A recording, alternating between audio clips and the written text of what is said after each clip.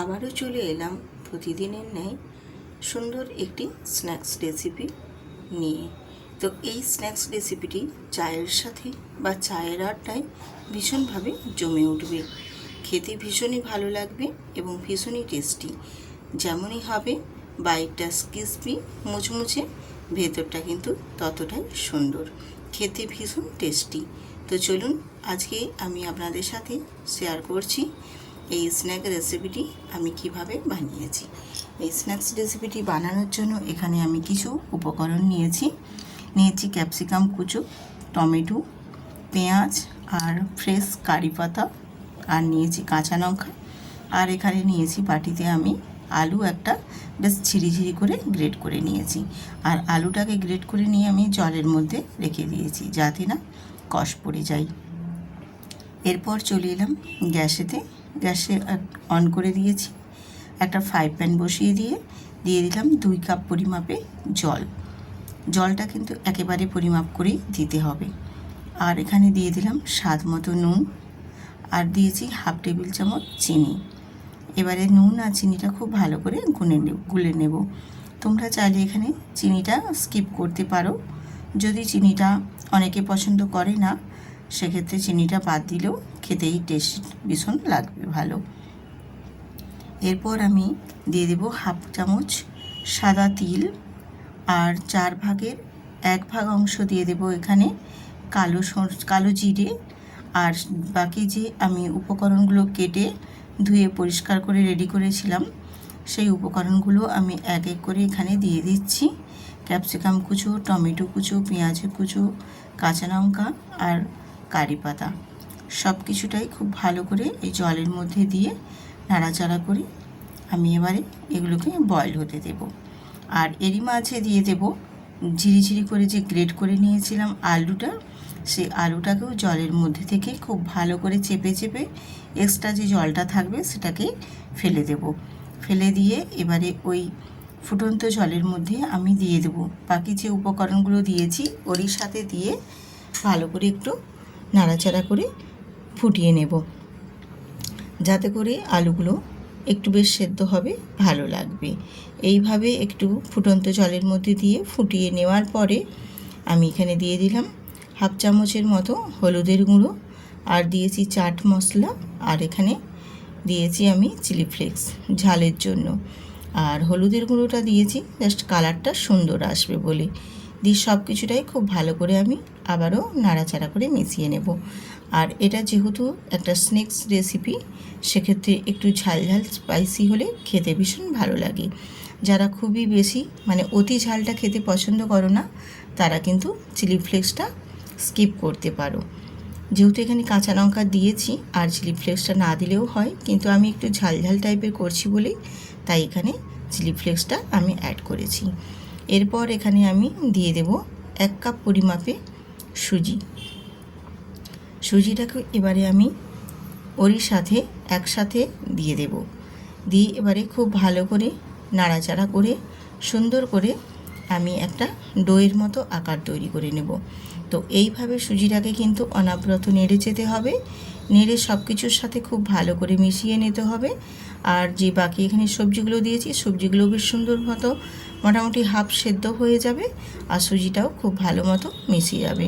আর সুজিটা এই সময় কিন্তু একেবারে খেয়াল রেখেই মিশিয়ে নিতে হবে যেন না একটুও দলা বেঁধে থাকে। বেশ ভালো মতো কিন্তু খুব স্মুথভাবে একেবারে পারফেক্টভাবে মিশে গিয়ে সব কিছুর সাথে সুন্দর একটা ডো রেডি হয়ে যায়। আজকে তোমাদের ব্লগ সুই রূপা চ্যানেলে সবাইকে স্বাগত। আজকের রেসিপি কোথাও কোনো অংশে যদি এতটুকুও ভালো লেগে থাকে বন্ধুরা, তাহলে ভিডিওটিতে একটি লাইক দিয়ে সুন্দর করে কমেন্ট করবেন।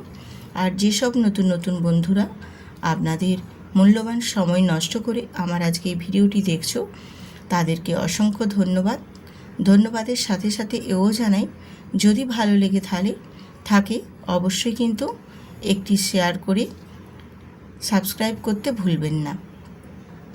তাহলে আমি নিত্য নতুন আরও সুন্দর অনেক রেসিপি দেওয়া মাত্রই সবার আগে আপনাদের কাছে পৌঁছে যাবে। আপনাদের একটা শেয়ার একটা লাইকে আমাকে কিন্তু অনেক উৎসাহ করে তোলে নিত্য নতুন আরও অনেক সুন্দর রেসিপি বানাতে। তাই বন্ধুরা অবশ্যই কিন্তু সাবস্ক্রাইব করে শেয়ার করে একটি লাইক করে দেবেন। তো দেখো তোমাদের সঙ্গে কথা বলতে বলতে আমার কিন্তু ডোটাও বেশ সুন্দরভাবে একেবারে রেডি হয়ে গেছে। এবার এই ডোটাকে একটু ঢাকনা দিয়ে ঢেকে দেব, যাতে করে সুজিটা খুব ভালো মতো সেট হয়ে যায়। তো কিছুক্ষণ পর দেখো সুজিটা আমি একটা কাটিং বোর্ডের ওপরে স্প্যাচুলা দিয়ে এইভাবে একটু চেপে চেপে বেশ ভালো করে একটু গোল শেপ দিয়ে দেব। তো অবশ্যই এই কাজটা করে নেওয়ার সময় যেন একটু গরম গরম থাকে, সেই অবস্থায় করে নিতে হবে। ঠান্ডা হয়ে গেলে কিন্তু তখন এটা ঠিকঠাক হবে না, তখন একটা ফেটে ফেটে যাবে চারপাশ থেকে। তার জন্য একটু গরম থাকা অবস্থাতেই কিন্তু করে নেবে এইরকমভাবে দিয়ে। এবারে আমি একটা ছুরি দিয়ে চারপাশ থেকে একটু সমান সমান করে কেটে নেব, যাতে করে আমার এই রেসিপিটি বানানোর ক্ষেত্রে আমি যে পিসগুলো বানাবো পিসগুলো যেন একদম পারফেক্টভাবে সবগুলোই সুন্দরভাবে রেডি হয়ে যেতে পারে। এই কারণে আমি চারপাশ থেকে একটু সাইজ করে কাটিং করে নিচ্ছি। এরপর আমি এগুলোকে চৌকো চৌকো শেপ দিয়ে বেশ সুন্দর করে কেটে রেডি করে নেব। এইরকমভাবে কেটে রেডি করে নিলে এই স্ন্যাক্সগুলো দেখতেও যেমন ভালো লাগবে, খেতেও কিন্তু ভীষণ ভালো লাগবে। আর এই রকম চৌকো চৌকোভাবে কাটিংটা করে নিলে ভেজে নিতেও কিন্তু সুবিধে হবে। তো এইভাবে আমি সবগুলোকে দেখো একদম চৌকোভাবে কেটে রেডি করে নিয়েছি। আর রেডি করে নেওয়ার পর তোমাদের দেখিয়ে দিচ্ছি যে আমি কীরকমভাবে চৌকোভাবে পিসটা রেখেছি। যেহেতু এখনও একটু উষ্ণ গরম আছে, তো সেই জন্য একটু নরম নরম ভাব লাগছে, কিন্তু এটা যখন আর একটু ঠান্ডা হয়ে যাবে তখন বেশ সুন্দরভাবে একদম পারফেক্ট একটা টাইট হয়ে বেশ সুন্দর চৌকো চৌকো শেপ নিয়ে নেবে। তো দিয়ে মা দেখো সবগুলো কাটিং করে রেডি করে নিয়েছি। এবার এগুলোকে আমি ভেজে নেব। আর ভেজে নেওয়ার জন্য আমি চলে এসেছি দেখো গ্যাসেতে। গ্যাসটা আবারও অন করে দিয়ে ফ্রাই প্যানটা বসিয়ে দিয়ে আমি দিয়ে দিয়েছি তেল। আর তেলটাও বেশ ভালো মতো কিন্তু একটু গরম করে নিয়ে তারপর আমি এখানে সব স্ন্যাক্স রেসিপিগুলো দিয়ে দিচ্ছি, দিয়ে তেলের মধ্যে ভেজে নেব।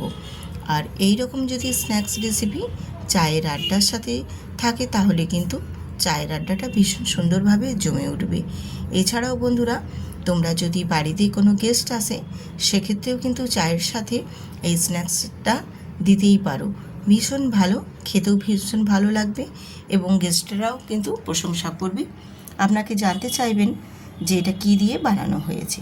ভীষণই সুন্দর এবং খেতে ভীষণ ভালো লাগে এবং সামান্য ঘরে থাকা উপকরণ দিয়েই বানিয়ে নেওয়া যায় এত সুন্দর একটা স্ন্যাক্স রেসিপি। আমি প্রথমে দেখো একটু কাঁটা চামচ দিয়ে নাড়িয়ে দেখে নিয়েছি যে এটা কিন্তু ঠিকঠাক মতো এখনও ভাজা হয়নি। তার জন্য আমি আবারও কিছুক্ষণ সময় নিয়ে তারপর আস্তে আস্তে করে উল্টে দিচ্ছি। আর ঠিক এই রকম একটু হালকা লালচে লালচে ভাজা হয়ে সুন্দরভাবে যখন রেডি হয়ে যাবে তখন দেখবে আপনা থেকেই কিন্তু প্যান থেকে ছেড়ে উঠে চলে আসবে। তখন উল্টে নিতে কিন্তু একটু অসুবিধে হবে না।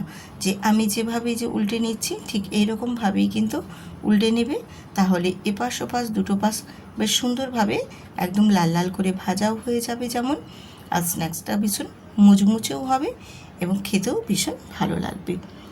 আমি আরও এখানে দুটো অ্যাড করে দিলাম যাতে আমার ভেজে নিতে সুবিধে হয় এবং খুবই তাড়াতাড়ির মধ্যে রেডি হয়ে যায়। তো এইভাবে দেখো উল্টে পাল্টে দুটো পাশ বেশ লাল লাল করে ভেজে নিয়েছি। আর ভাজাটাও বেশ সুন্দরভাবে দেখো হয়ে গেছে। দেখলে নিশ্চয়ই আপনারা বুঝতে পারবেন বন্ধুরা যে ভাজাটা কীরকম পর্যায়ে আমি রেখেছি। এইরকম পর্যায়ে লাল লাল করে ভেজে তারপর আমি এক এক করে সবগুলোকে তুলে নেব। আর বাকি যেগুলো আছে আমার সেগুলোকেও আমি আবারও ঠিক এই রকম একইভাবে ভেজে সব তুলে নেব। তো আমার ভাজাগুলো হয়ে গেছে। এবার আমি সব স্ন্যাক্সগুলোকে তুলে আরেকটা প্লেটে নিয়ে নিচ্ছি, যাতে করে আমার সার্ভ করতে সুবিধে হয়। এরকমভাবে সব ভেজে তারপর তুলে নিয়ে তোমাদের দেখিয়ে দিচ্ছি কতটা সুন্দরভাবে এই স্ন্যাক্স রেসিপিগুলো রেডি হয়ে গেছে। ভীষণ মুচমুচেও হয়েছে যেমন, খেতেও কিন্তু ভীষণ ভালো লাগবে।